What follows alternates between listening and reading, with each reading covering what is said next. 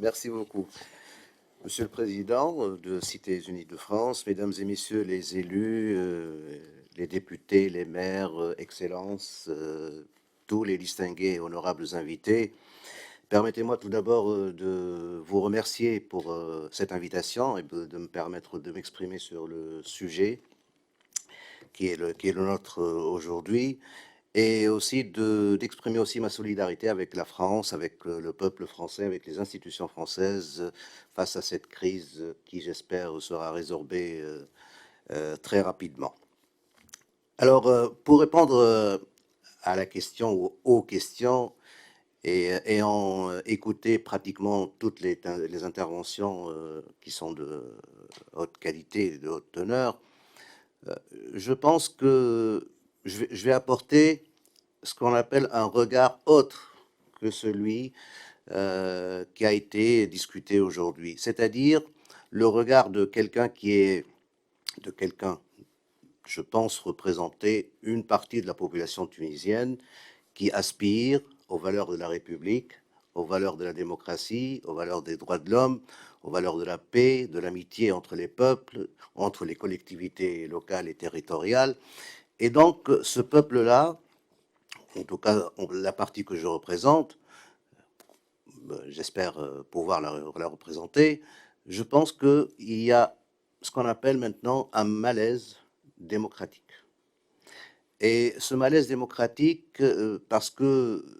il est latent et il s'exprime de plus en plus chez la population tunisienne, mais pas que, dans toutes les populations du monde apparemment. Et la crise démocratique, c'est une crise apparemment de représentativité, de représentation, qui fait que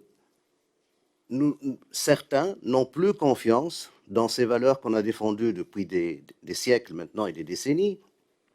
parce qu'ils ne trouvent pas les solutions et qu'ils ne pensent pas que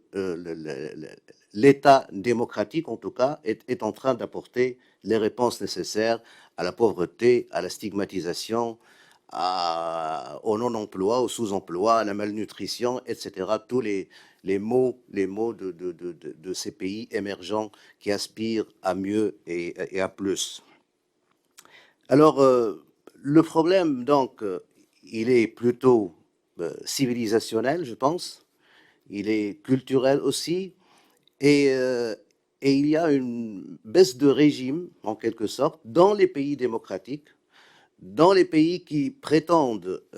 défendre la démocratie et les droits de l'homme. Il y a une espèce de baisse de régime pour justement, pas exporter, j'aime pas le terme, mais pour défendre ces mêmes valeurs dans d'autres pays émergents et qui aspirent au respect des droits de l'homme dans leur vie quotidienne.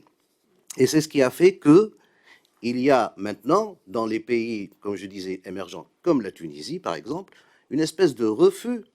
en quelque sorte, de dénigrement de ces valeurs démocratiques et de ces valeurs des droits de l'homme, quitte à abandonner ou à lâcher certaines libertés publiques et libertés privées au prix de cet État central, cet État qui fait tout, cet État qui ne délègue rien. Et c'est un retour donc de manivelle, malheureusement, de l'expérience transitionnelle démocratique. Nous croyons que la Tunisie était peut-être le berceau d'une nouvelle ère de démocratie, mais malheureusement, il y a une espèce, après un mouvement de manivelle vers l'avant qui était pénible et qui n'avançait pas beaucoup, qui n'apportait pas beaucoup de réponses, surtout économiques. Il y a maintenant une espèce de retour de manivelle qui fait que, et là pour répondre à votre question,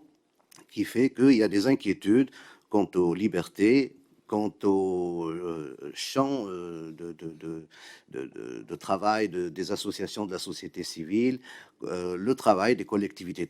territoriales. Et vous l'avez rappelé à juste titre, les municipalités ont été dissoutes il y a quelques temps, dans l'espoir, peut-être avec la nouvelle constitution qui a été adoptée, d'avoir ce qu'on appelle une deuxième chambre des collectivités territoriales. Mais là, on peine encore à trouver le véritable chemin et la bonne voie, surtout que, et là je suis obligé de rappeler cela, dans la Constitution de 2014, donc, qui a été adoptée suite à du compromis, soit suite à du consensus en 2014, grâce à l'effort de ces 4 organisations qui ont obtenu le prix Nobel de la paix, où il y avait tout un chapitre qui parle des collectivités territoriales, de leurs prérogatives, de la possible autonomie interne en quelque sorte et de gérer les relations extérieures. Tout ça, ça a existé et ça a commencé avec la loi de 2018 qui organise donc les collectivités territoriales, mais malheureusement, donc, comme je le disais, il y a un ralentissement, disons, du processus démocratique tunisien en attendant de voir comment les choses vont évoluer.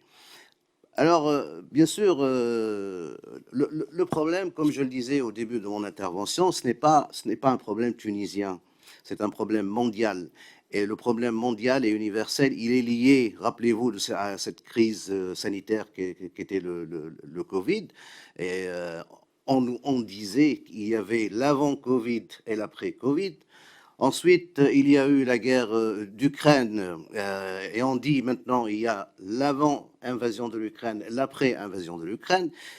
Et le rôle, justement, voilà, pour en arriver, le rôle de nous tous, société civile, société politique, élus, maires, etc., c'est d'anticiper exactement, d'anticiper les crises et de se mettre à l'œuvre avant que les crises ne naissent et que ne se fassent.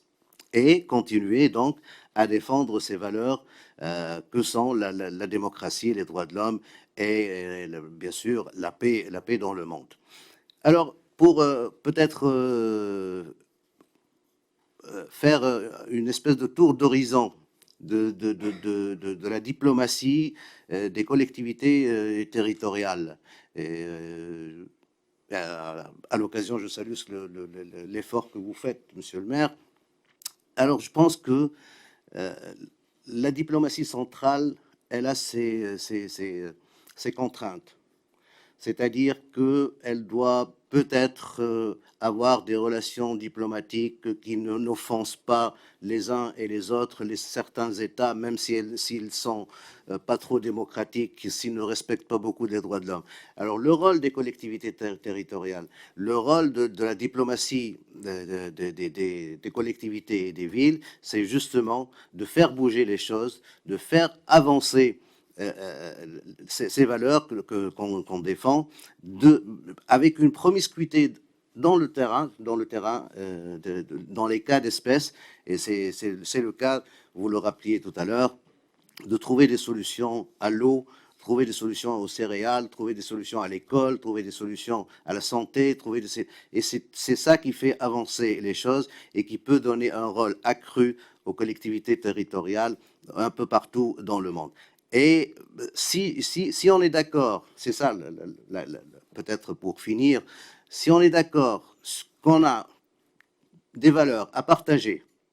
à défendre, qu'on est tous, qu'on partage cette humanité, qu'on partage cet espoir de paix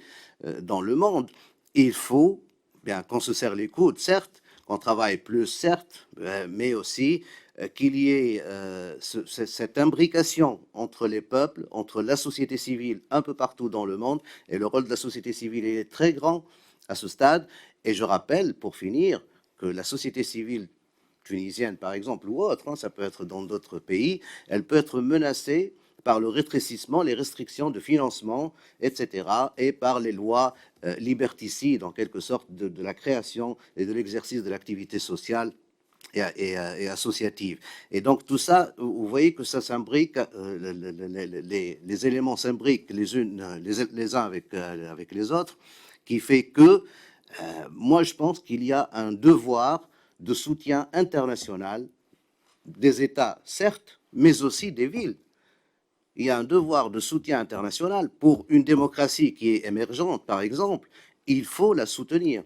Pour un peuple qui aspire à sa liberté, il faut les soutenir. Il faut y aller et faire des actions concrètes pour justement pour qu'on ait des peuples,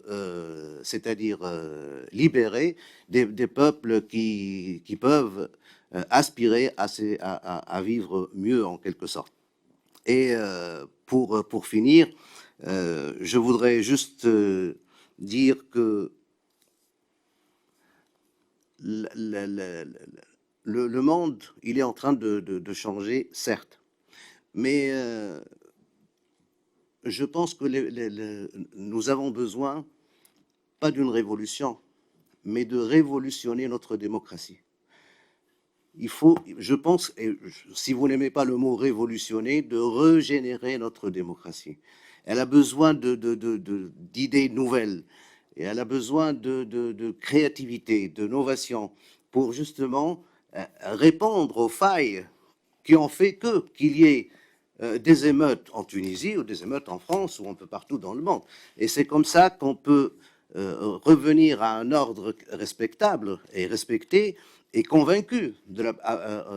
par les personnes intéressées, c'est-à-dire par les populations. Voilà, je vous remercie pour votre attention.